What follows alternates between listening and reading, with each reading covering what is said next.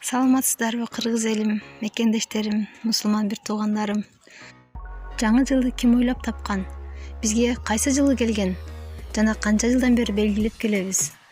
Азыркы убакта жаңы жылды майрамдаса болбойт дейт. Эмне себептен? Ушул жана башка кызыктуу маалыматтар Мен Кыргыз каналында. Каналыбызга кошулуп, лайк басууну унутпаңыздар. Жаңы жыл дүйнөнүн көптөгөн элдери белгилеген майрам. Жаңы жылды белгилөө биздин доорго чейинки 4-кылымда Месопотамияда пайда болгон.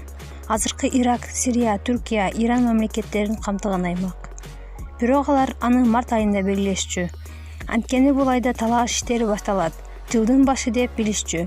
Кийин биздин доорго чейинки 46-жылы Рим императору Юлий Цезар жаңы жыл 1-январда башталат деген буйрук чыгарган. Бул күн башталган ай байыркы Римде Янус кудайына арналып январь деп аталып калган. Аталган майрам Орусияга 1700-жылы жеткен. Ошол убактагы император Петр I жаңы жылды майрамдоо демилгесин көтөрүп чыккан. 1-январь бардык өлкөдө жаңы жыл эмес. Дүйнө жүзүндөгү айрым мамлекеттер жаңы жылды башка күндөрү белгилешет.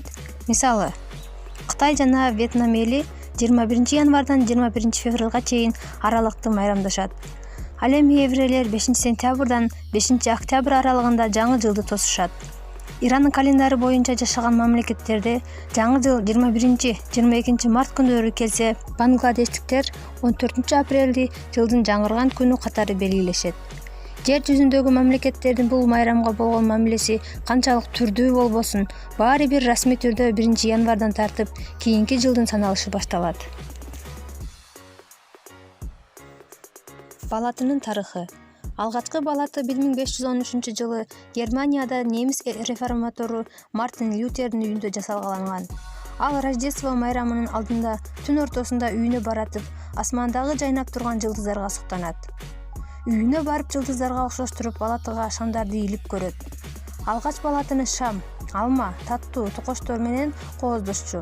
Кийинчерээк пахта, кагаз, айнектен жасалган оюнчуктарга кезек келген. Орусияга бул салт император Петр I'нин убагында келген.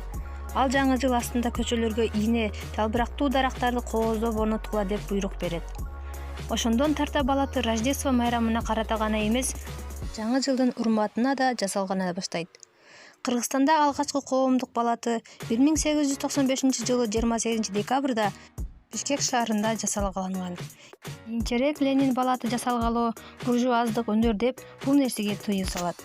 Жаңы жылдык балатыга экинчи өмүрдү 1930-35-жылдары Иосиф Сталин балдарга жомокту кайтарып берүү керек деген ураан менен кайтарып берген. 1947-жылдан тарта 1-январь расмий түрдө календардагы кызыл күнгө айланган.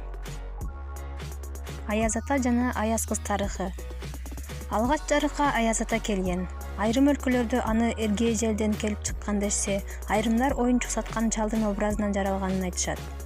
Эң биринчи аяз ата тон кийген киши болсо, кийин анын колуна мор тазалоочу таякча карматып, мор аркылуу белектерин таштап кетет деген уламыштан улам. Ак чакалуу кызыл тон кийгизилет. Анын бул образына америкалыктар сакал кошушса, англиялыктар колуна белек салынган мөшөктү карматышкан. Аяз кыз орустардын ойлоп тапкан каарманы. Анын жаралышы 1935-жылга туура келет.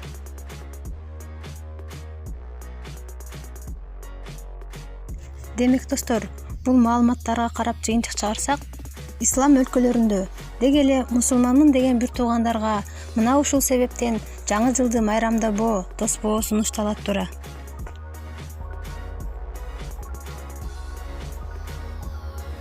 Достор, биздин маалымат жаккан болсо, каналыбызга кошулуп, лайк басып, комментарий калтырып, өз оюңарды айтып кеткиле.